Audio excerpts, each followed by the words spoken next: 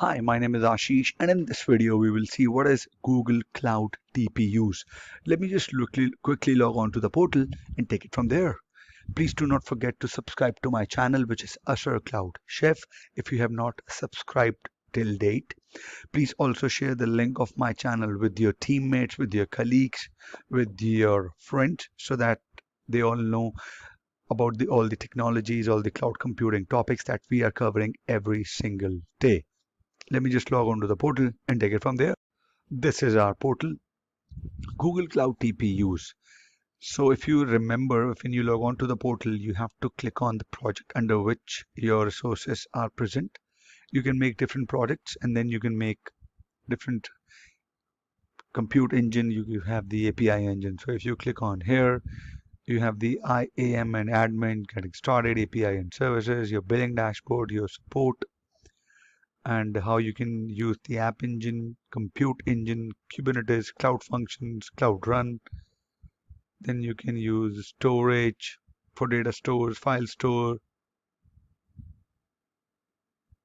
networking, Stackdriver, tools, and everything else. But currently we are under compute, and we are looking at our TPUs. So it says launch a cloud TPU instance to access the latest generation of the machine learning hardware that powers Google Search, Street View, Google Photos, and Google Translate. Run your model in another compute engine instance to connect to the cloud TPU. Create your first cloud TPU instance and try the quick start training your search machine model. So Cloud TPU's API is not enabled. So it is basically used for your machine learning, Google Search, Street View with Google Maps, how you can integrate those APIs in your websites, in your applications. So if you click on Enable API, it's going to enable the API automatically from the backend. You have to just click on this button provided by Google under the Compute Engine section. It might happen that you would see the same thing under machine learning or artificial intelligence functionality available from the Google Cloud Platform. This might happen as these two things are interrelated or separated from each other, and you can use it in any further ways if you want to. So it's going to take a while to enable this API from the backend, and I'm also going to check how I'm going to charge about this API in the Google Cloud Platform. So give me a minute, I'll come back when it is done. Okay, my Google Cloud TPU API has been enabled. It says that if I want to create a TPU node or take the quick start, let me just click on take the quick start option. It's going to provide me with the documentation, and then we can do it. Now, create a TPU node. Let's go with that. Now that we are here, I'm going to make test TPU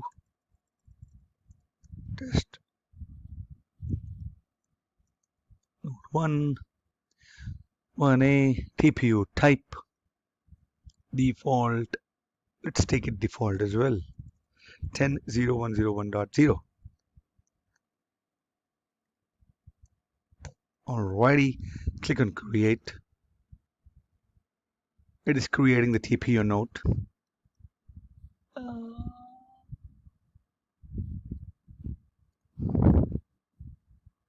Issue 180.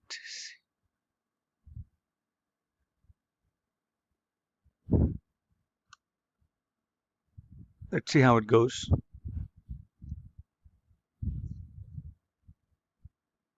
It is creating a TPU node. So now when it is creating, you can start it, stop it, delete it. Now if you want to have a learn more knowledge about the TPU, you're going to go into this documentation. It says that the quick start provides a brief introduction to working with the cloud TPU. In this quick start, you use cloud TPU to run MNIST, a canonical data set of handwritten digits that is often used to test new machine learning approaches. So you want to use the TPU nodes for your machine learning, your AI, your search engine, your text speech, your Google Translate, and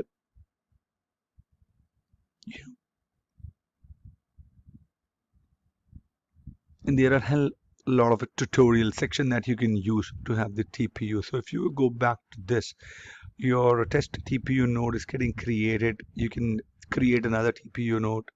You can start it, stop it, delete it. It's going to have all the other features as well. So this is the short lecture I wanted to cover about the TPU section. I'll come up with more videos in the Google Cloud Platform section. Till then, have a great day ahead and do not forget to subscribe to this channel. Thank you. Bye-bye.